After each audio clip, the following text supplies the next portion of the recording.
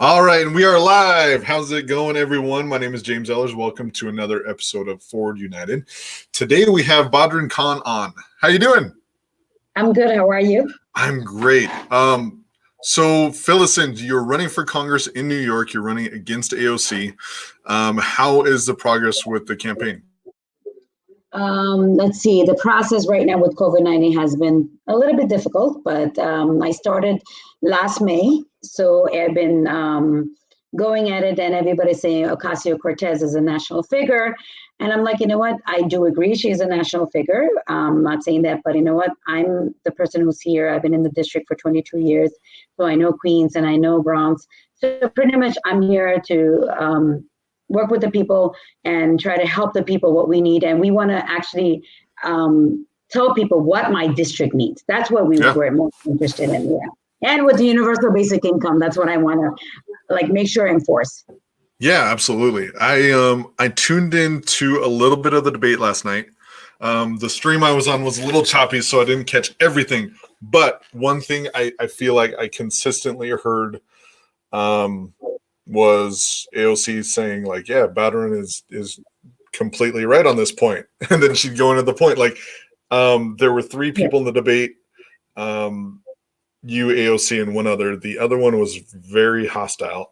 So I feel like you were making a lot of good points. And what I got from everything I've seen from you, your stream, is that, like, you want to legitimately, like, make a positive impact.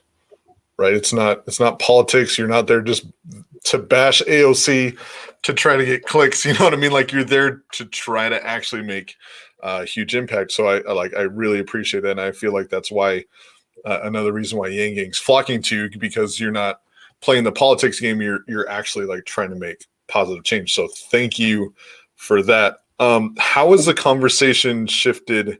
Because you have been a UBI candidate from, before COVID-19. So how has that conversation shifted, during the crisis? Oh, I started. So let's see. I started in May. I think late, before when Andrew Yang, the first day I heard him, I jumped on it before. It's nothing to do with COVID. It was something I remember. I always tell everyone that whenever I think of the universal basic income, I remember the day I walked into my house when my brothers and everybody saying, "Oh, did you hear about Andrew Yang? This future, UBI, and it's universal basic income. He's going to give $1,000 to every adult." And I said, you know what? That would help the domestic violence woman. That's something clicked to my head, because I work with a lot of battered women when I was a former president. And look, I'm not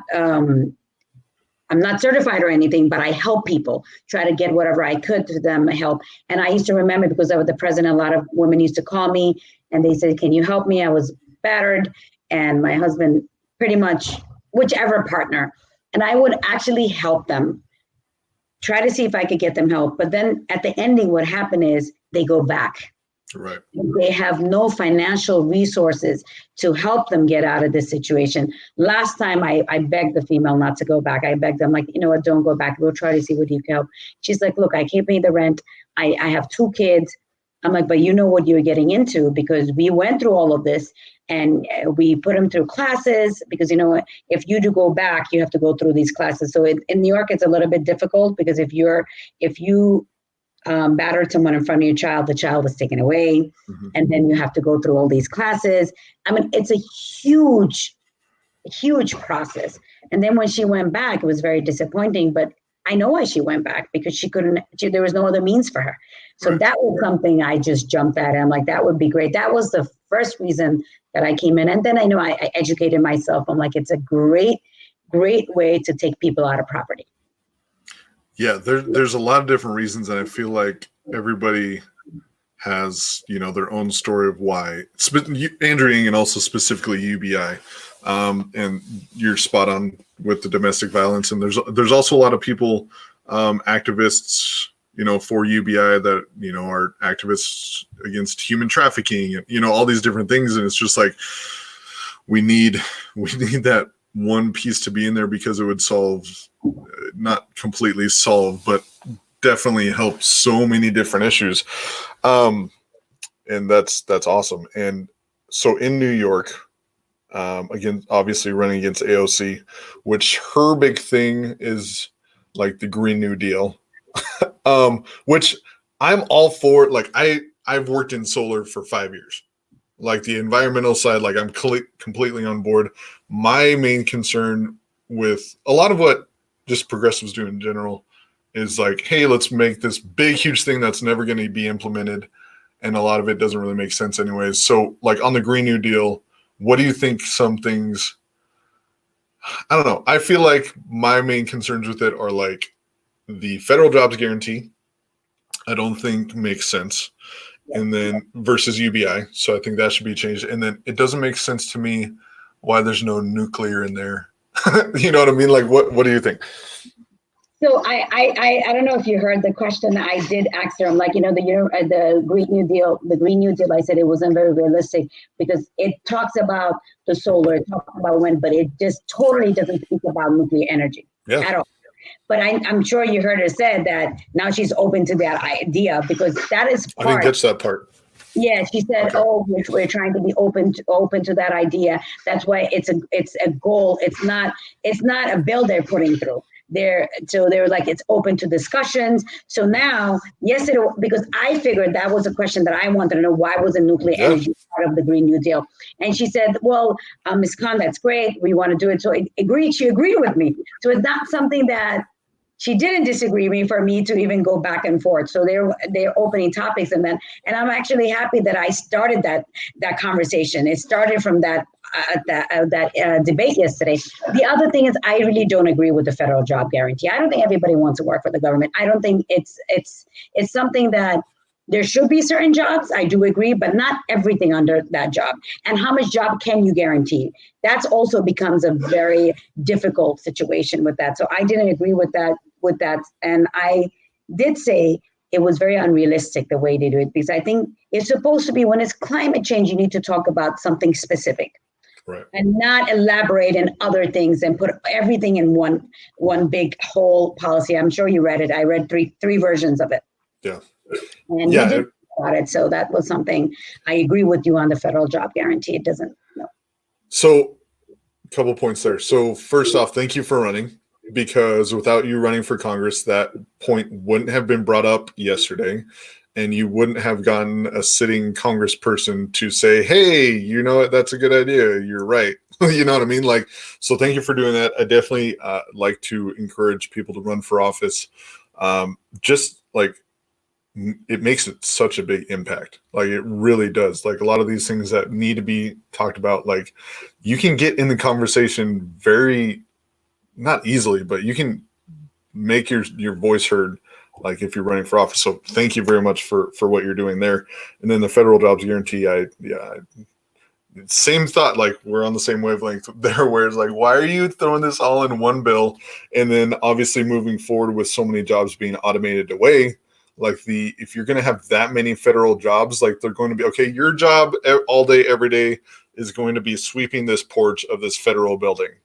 And that's what it is. And it doesn't make sense in terms of, hey, so what resonated so much with me with Andrew Yang, I was directed to his Joe Rogan interview, and that's how I was pretty much yanked. But his point in there where like mental health is a huge issue right now. And a big part of it is that people are, they either can't find a decent job, or the jobs that they are able to find aren't fulfilling, and we're just doing repetitive work, and it's something where it's a huge issue and it's just going to get worse. So my thing with the federal jobs guarantee is like, it's actually going to make the mental health thing worse, right? Because there's not enough jobs to have millions, like 30 million people unemployed right now. Like, where the hell are you going to pull 30 million jobs from? Like, you don't have enough jobs right now. No. There's no jobs right now. Like if you walk down to just my district, just on 74th Street, Roosevelt, I talk about that because that's a lot of small businesses. They're all shut down. Yeah. There's no, and getting 30 million jobs is not going to be that easy. No, and that's something that I feel like it should be common sense. And I think that's part of the frustration with Yang Yang, because the arguments against UBI are like, you obviously didn't look into UBI, because if you looked into it and you said, okay, it's funded by a value-added tax, a consumption tax, so it's not something that's going to pull funding from different areas. Right. You're going to put mechanisms in place so that when relief needs to be sent to the people, there's already a mechanism in place to do that. Because right now you're seeing an entire mess with them trying to send funding to people, and there's scams everywhere. And it's just like, there's so many reasons for UBI to be on the table. And I feel like we're getting there. Sorry, go ahead. 1,200 has not reached to everyone yet. No, it hasn't. Like again, I've been working in solar, and I applied for the SBA program 6 weeks ago, and I haven't heard anything. Yeah. Like, it's just like, and the programs, which one? The one they'll give you 10,000 right away, or that one, or the EIDL. So there's two different ones. There's the EIDL, and then the PPP, the Payment Protection Program. So I applied for the EIDL, and first off, they said, "Oh, you're supposed to get 10,000, within 3 days." First, there's no funding within any timeline originally, and then the people I've read that did get it say it's only like $1,000 per employee up front. Like, it's not just like 10 grand. And then, so that's what I'm saying. Like, we need more people in office to put these mechanisms in place that actually work. You know what I mean? Like, that's why I'm so excited that you're running, because everything I've heard you talk about are things that will make impact. It's not like, hey, we should, free college for everyone and free healthcare for everyone, all these things, and which are fine, but if they're not going to get anywhere, what's the point, kind of thing? You know what I mean? So, sorry, I was rambling, but so what are some more things that you are working on that you see that your district needs, that you're advocating for? Well, right now, so the biggest thing in the district, so let's talk a little about COVID-19 and the hospital that we have here. Yeah. So we don't have enough hospitals I'm talking about just Queens. We don't have enough hospital. So when everyone saw television how Elmhurst was really like backed up, it's because we don't have a hospital here. We have another one on Mount Sinai, and it's not too far, but it's still, it's a base Astoria, because we have East Elmhurst and Astoria, which it is in my district, but it's not enough to cover all these people. So even if you're normally sick, these hospitals are packed. And that's something that's a big concern in my district, I think, in Queens. And no one actually ever even talks about it. And I think we need to, even if you have an urgent center, we have small urgent center that's opening, but a hospital-wise, even let's say if you have a little minor injury, you have to go to these two hospitals. And if you call the ambulance, it's within that. It's not, from my house, both of these hospitals are 15 minutes apart. But the thing is, it's not enough. And I think that's a big concern, and we need to figure out how to do another hospital in this neighborhood. And that's one big concern. The other concern that I've noticed just talking to people before of COVID, education has been a very difficult, let's say, for learning disabilities. The programs are horrible. And I'm actually, firsthand, I saw that with my girls. And they're not enough funding. Fundings are cut. And we don't have enough schools. And I know every time they all say that we're going to open this school and we're going to open that school. And I'm in the community board. We're supposed to open a school. I've been in the community for so long. I've been hearing about it for like almost 2.5 years, 3 years. Nothing started to work yet. So that's a big concern. I hear parents say, my God, we have 35 kids in the class. We have 40 kids in the class.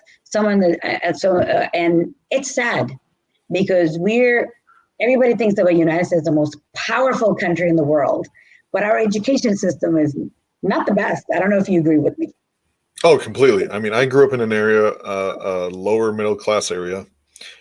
Growing up, education-wise, there was always between 35 and 40 kids in the class. And it's gotten worse, actually, because I'm on the outskirts. I'm like an hour and a half outside of LA.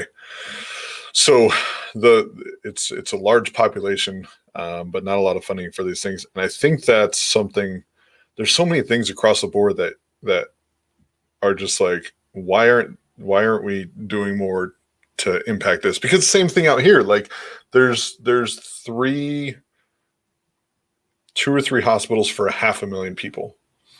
And I'm just like, okay, if COVID like hit us really bad, like we'd be completely screwed. And it's just like these things are brushed off until it comes down to like an actual crisis where it's just like, we've been saying these things, but you know, it's time to actually make some impact. So I feel like we're at a tipping point. Like I feel like the rest of 2020 is like we need to influence and impact a lot because like there's so much on the line. Like we need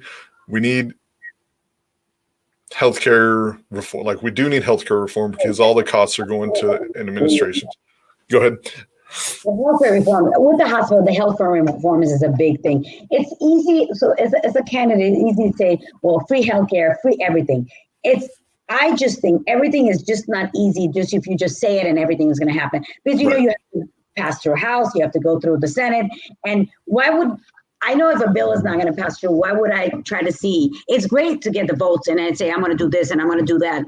It's fighting for the people. But I just think sometimes you have to be realistic. Like slowly, we need to take one piece at a time. One piece at a time. That's what I think how health. See, for me, I think everybody, universal health care, I'm pretty much everybody should get health care, especially children. Yeah. And we did have the affordable Obamacare in New York. We did, and it actually helped a lot of people. But also with the private insurance, which I always say that if people want to make a choice, you should give it to them. And then, but slowly compete against it. Maybe, if we compete against it, maybe slowly we could have everyone come over. Like, and then if you do when we want to say everything should be free, do you know the administrations of how that be? What is the target? How would you even begin that? Like if you go to a Medicaid line, nobody sees this, but if you go to a Medicaid line, it is so long. And I just walk around and ask people, they're like, we've been here 4 times, five times. This paper is wrong. This paper is wrong. And these people I see there sitting there and for hours and hours because they can't get the paper straight. Like it's a very difficult process because I help people with the application. I sometimes take people because I don't live too far away from one, and I see them hours waiting there and, oh, you forgot one paper, so you have to come the next day. So think of the administration of how would that be to confront all that over. So I think we should take it with universal healthcare. I think everyone should have public option, try that and slowly compete against it. And then eventually everyone will be, I mean, I'm not in Congress yet. That's what I hope to accomplish. Let's do it like a little bit of pieces so we could accomplish where our goal is. Well, actually making some impact. Like it doesn't make sense to throw all these big grandiose plans out there and nothing gets done because it's just too unrealistic. Like exactly what you said, like build what I like to compare it to is like you can have it kind of like the post office and FedEx. So the current healthcare system is really expensive, really grand, whatever. Like that could be the FedEx option, and then build like a public option next to it that's more affordable, easier to access. I mean, and you can have your choice. Like if you want to go with the big grand plan, cool, go the FedEx route. But if you want to do something reliable that everybody can have, you also have the post office option next to it, and just have them compete. Like you said, like there's nothing wrong with competition, and I feel like it would actually help the whole system a lot. Migrate, I think if it's a better system, eventually then we could get to the goal what we want. No, exactly. Healthcare is not only about public option. Everybody has to think about the prescription costs. I keep on talking about it. The prescription costs, it's insane. Yeah. Because they're relying on that healthcare, like, oh, we could pump up the prices because healthcare will cover this much, and then we'll still get money from the people. Like it's all money, which is really, really frustrating. And we need to able to negotiate that. And I think that a government should negotiate every prescription price. Yeah. That's something we need to put on the table. That because if you compare it to any country in the world, our prescriptions are just too expensive. Well, the other thing with COVID-19 in the beginning, there was a lot of concern about, apparently we import like all of our prescription drugs from China. So that's a whole nother thing. Like, why aren't we manufacturing more prescription drugs here so that we have more control over the costs? And also, if there's a crisis overseas, we're not completely like blindsided. You know what I mean? Like, there's so many different things like that we can work on. Like you said, piece by piece, we should be working on, instead of throwing it in this all or nothing plan that's just not going to pass. Like, I understand what they're trying to do with Medicare for all, but it's not going to get to that point. Like, we've tried it for how long? It's not getting there. Like, we need to change strategy. Like, if something's not working, we need to change something. You can't just keep trying the same thing over and over. It doesn't make sense.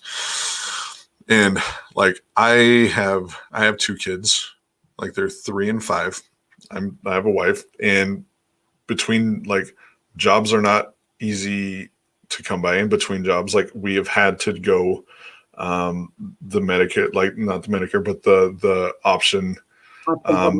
Yeah. Like, so when you talk about the headache of applying for and getting these things and doing all these like requirements, it's complete BS, right? I'm not for the current system at all. And that's something that Yang Gang doesn't really talk about as much, because we're super hyped on UBI, but like the healthcare thing, especially in a crisis, like, if they're not going to change things now, then when, right? Like, well, it has to change, because that's what I say. The public option, it's working. It doesn't work for some people, but then you should go to Medicaid. But it's just everything has, like, it slowly has to move over to the current system that it's not working for anybody. It's working for me for some people, and some are really expensive. They can't afford it. Like, let's say somebody who's a family, maybe they're 4 people, they can't afford the Obamacare. But you know what? You have to figure out the right application to get these. It's always a maneuver way, which is like, not everybody understands. And with the bilinguals, whoever bilinguals does not understand anything. Oh, I can imagine. Yeah. Insulin, for example, the people that need insulin, like, it's just like the pharmaceutical companies are making billions and billions of dollars while people are just dying. And it's one of the many, many things in our society today that we're just like, it has to change. Like, these corporations are making billions of dollars off of the backs of middle and lower class people. It's not sustainable. And it's getting to the point where, like, we're starving for these different things while people are just, a very, very small amount of people are benefiting off of it. And I think that is a big thing that needs to change. Even with my daughter has, I have to have EpiPen for her every year. It's like $8 if she doesn't carry one. With my insurance, is like $110. It's right. Just, and that's for it. But so let's say some people can afford it. Some people may not be, but still $110 for anybody is expensive. I mean, we don't use it, but we have to carry it with us all the time. And there's some children, parents I know, who's just won't buy it for that money. I'm like, that's too dangerous not to have. Yeah, and that we shouldn't have to put people in that, make them make that choice. You know what I mean? By, hey, do I buy food or do I buy medicine? You know what I mean? Like, just the fact that we have to have this conversation is kind of surreal. That, we live in the wealthiest country in the history of the world, and I don't know, people have to decide between rent and medicine and food. Like, they have to pick and choose which ones are actually going to, like, which ones they have to give up, which is crazy. So again, like, thank you for what you're doing and bring these conversations, out, and, having them with people. What can we do more to support you? So what I need support is, I need phone banking. I need a lot of people to start calling people. And what I have noticed, last Sunday, I was distributing food in the Bronx. And I was on the line. It was a line about 500 to 600, maybe 1,000 people. I don't know. The line went up to 2 blocks. So I was handing my flyer, and I was telling them about UBI, and they were like, "What's UBI?" And I'm going to give you universal basic income, $1,000. So there were a couple of women who stood up there, and wanted to learn about this. He's like, no one talks about this. You're right, because some jobs are going away. We don't have the same job we used to. And right now getting another job. So I think what I felt like, which I say to everyone who I'm talking to or interviewing, that we need to push universal basic income in every immigrant neighborhood. We need to call everyone in every district and put ads and papers. People need to know what universal basic income is. And I think it's great when Andrew Yang started, but when it's getting bigger, but I think it needs to elaborate a little bit, like nationwide, because it's like me as a candidate, I do it to my people. And I know a lot of people are running on that platform and it's working, but it needs to be a bigger push. That's really what I feel like. Yeah, I completely agree. And that's something where we just need more content, not just videos, but we also need flyers and pamphlets and in every language. And that's that's another reason like we were trying to build Forward United, because when I was running, I was thinking the same thing. I was like, there just needs to be more and that's something we want to work on, is having just content and copy and everything available, so that if you want to have a flyer in Spanish regarding UBI, like you can actually just go print it out. So that's something we're working on. Like for sure, that's a huge need. And for people that want to donate, they can go to badrunkhan.com, right? Yes, and there's a donate. So also, the other thing is when any new candidate comes up, we don't have the big followers like everyone does. Yeah. Like she has her followers, and then the other woman who you met, she was a former reporter, so she has funding that she has all that. But what we're struggling as new candidates is you're only funded by people, pretty much your family and your friends, right, and everybody in the community. And that's becomes an obstacle because we can't raise $10 million or $5 million. And that's where we need help from everybody. They ask your friends. So what I did is I did it like a chain, like, 3 people tell them to do $5, give me the $2. So I did a train. I had a woman, she's like, I don't have any money. I'm like, you have 50 cents? She said, yeah. I'm like, you know what? Get me 4 people. So when people say, why you want to give her 50 cents? Let me give her $5. So I did started that train, and then it was working. Unfortunately, COVID-19 happened, and that kind of, but I'm sure some people do donate $5, $10, whatever they can do. It will help us print paper. It would help us print. It would help us give us ad, because ad is very expensive now because everybody's doing it. And with the election now, everybody's running on the 23rd. So everybody's trying to call everybody. Yeah, like from personal experience, like anything helps in terms of funding for a campaign. So definitely, if you want to support Badrun and UBI, like if you want to get the message out about UBI, especially in New York, where it make a huge impact, like please donate, share social media everywhere. Again, the Yang Gang is pretty awesome with giving support, and we'll give it anywhere we can. Like I'm super excited for you running out there. I'm thank you for running. It's not easy at all, and like just let us know whatever you need, because we're definitely here to support you. I also want to say that a lot of people are running on the UBI. I think everyone, all the Yang Gang, should actually support those candidates. So if we all win and we're in Congress, this bill would be so easy to pass. Right. Trying to tell everyone. And also, there are local offices that people are running. Like 2021, there's a lot of councilmen, actually 3-year terms are up, many of them in many districts. People should start running on these. It's not about, I don't think everything is about winning. It's actually making people understand that, you know what, we want to make a difference. Right. And everything needs to make, I'm running for the future of this community, future of my children. And anybody who wants to run, they should run on that fact. You know what? Oh, let them run and let it go for 10 years, 20 years. We should not do that. We should have everyone accountable for what they're doing, what they're saying. Yes, absolutely. So most laws, most major,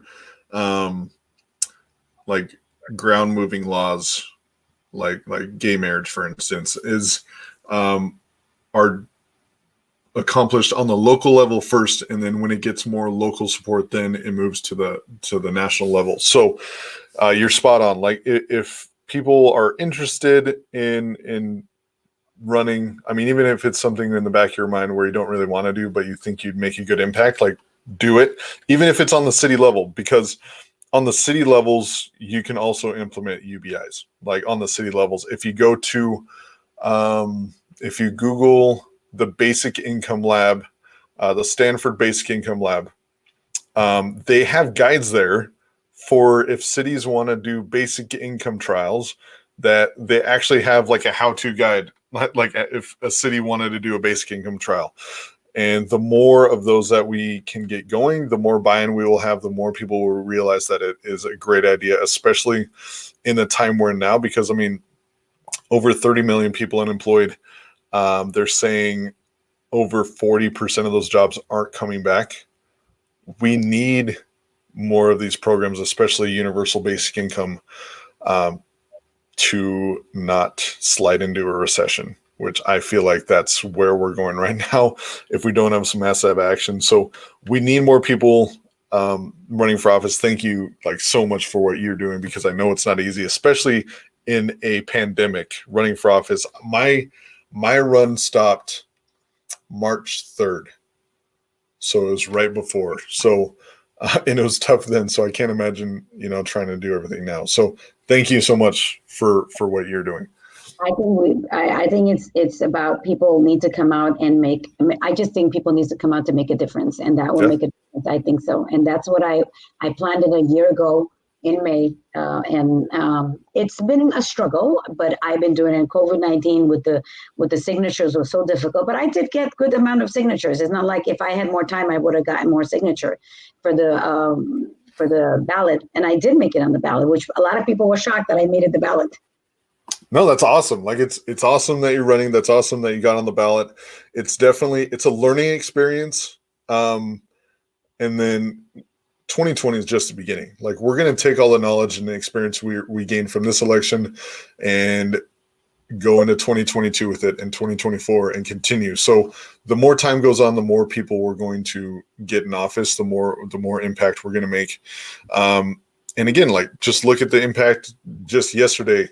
You talked to someone on the debate and had a congressperson say, oh yeah, your ideas are actually pretty good and make an impact that way. So we just need more people making an impact, which I think that's what Yang Gang's all about, is just making impact over just making noise. And I think that's a huge difference. I think that's is something where we're starting to make impact.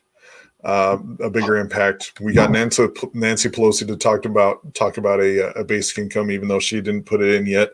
But that's something where the bill they pass right now, it's not going to get passed. So the next thing they're going to work on hopefully has recurring payments. So I think we're making progress.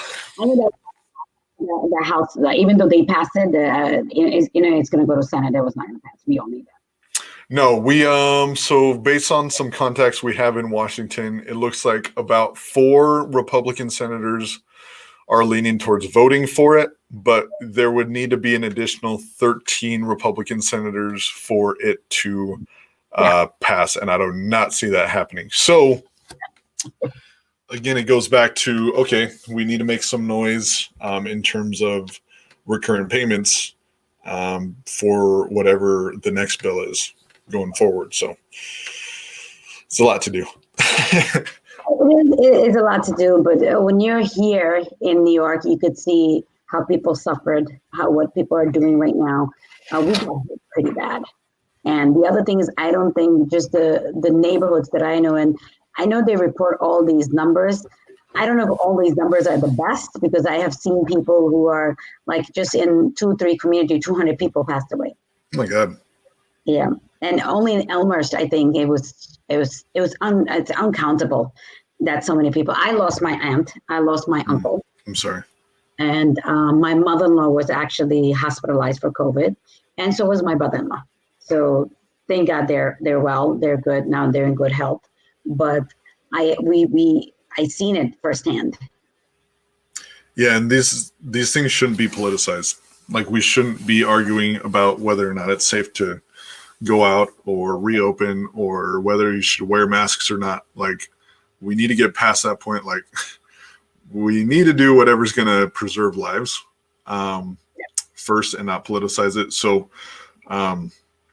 that's one of the many reasons why we need more people like you in office, because you're going to do the most for the best impact versus just politicizing it just for political reasons. So yes, I think people go in and not think about just be a politician and look. I think people should go in for the means of the people, like what the people need. That's what we need. That's the only thing is that, like, yes, it is in the debate.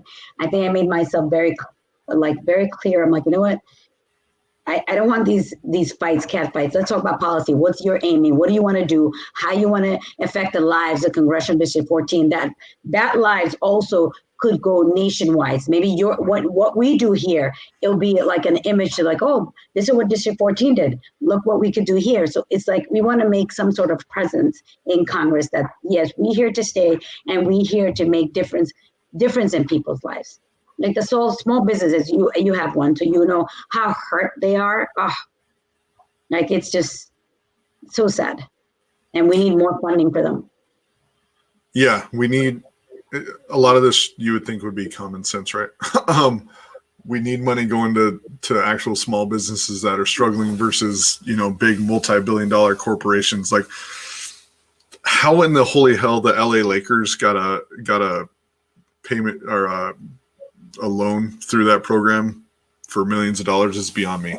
But again, like, no, exactly.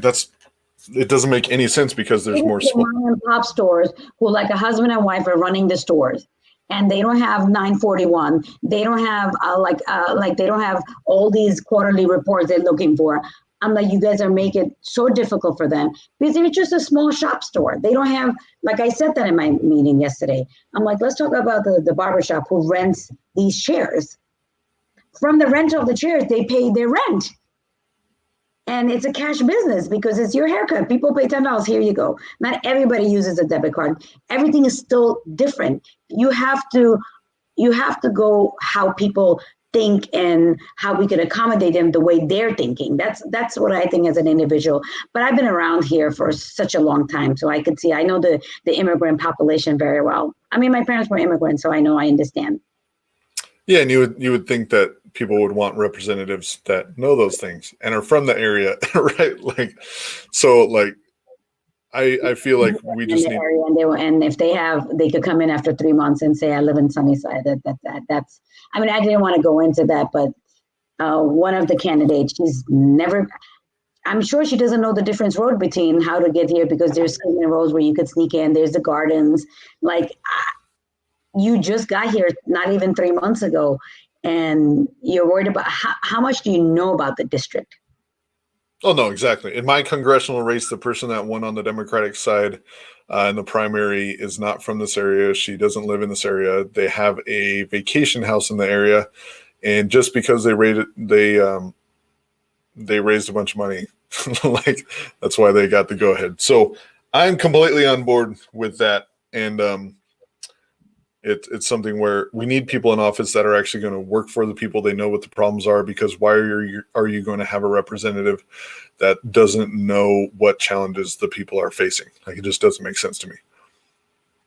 Right, agree. Yeah, that's what we have to look forward to, and I'm hoping this election is successful. Well, that's something where in what is it? Less than a month. What's the date? 35 days, I think. 35 days. Okay, so you're similar to, we were just talking to Mike Royer in Kentucky. So 35 days. Awesome. Well, that's the mail-in ballot is going to be very difficult for people. People are not comprehending that the mail-in ballot, you could have the absentee ballot. So they're having some difficulties of that. I've been calling people. That's what I've been doing, calling people and trying to get more people to call. I mean, there are 700,000 people. I don't have enough volunteers. So I need, if people could call and help me, that's what I'm looking for. Volunteers just to come and help, because we do have a group of people who are calling or text messaging, but it's still not enough. If we could get a force of people, like I had a school did it for me last week, and they made like 500-600 phone calls. I mean, that was great, but we need that kind of every day. Yeah, absolutely. Absolutely. We'll get you some help. We'll get it built out. So if you're able to donate, please donate to Badrun. If you're able to volunteer, please volunteer. This is definitely something where the more time and money we invest into it, the more people are going to be helped, and the more people are going to learn about UBI, and the faster we can get it implemented directly through your campaign. So again, thank you for running. I saw it firsthand, you making positive impact and influencing things the right way. Just in the debate you were doing last night, you're influencing a lot already, and I'm excited to see like where we're going to go from here. I'm excited to have you on. Thank you for coming on, and I'm looking forward to what you're going to do. Thank you for having me on. That's what I need. The more I'm on these shows, people talk about me and people tweet about me. And yesterday's debate, I came out. I didn't want to be, like, as I said before, I want to show people who I am. I'm a person who's policies, and I want to make sure that was my target. But it was great speaking to you. And please, everyone, call, donate, help me win this seat, because I think we have a lot of good candidates running under the UBI, Universal Basic Income, and I think if we could push for everybody, I think we'll make sure it happens. 2024 is coming soon. You never know. Yes, and we're just gonna keep getting stronger. So, you and the other UBI candidates are laying the groundwork right now for what we're going to be doing in the future. 2020 is about just making as much of an impact as possible and bringing it forward. So again, thank you for what you're doing. Thank you for coming on, and hopefully we can get you on like again before June 23rd. And then we'll just. And yes, I would love to come back on. Absolutely. All right. Well, thank you for your time. Thank you for everything you're doing. Then we'll talk to you soon. Thank you soon. Bye-bye. Bye.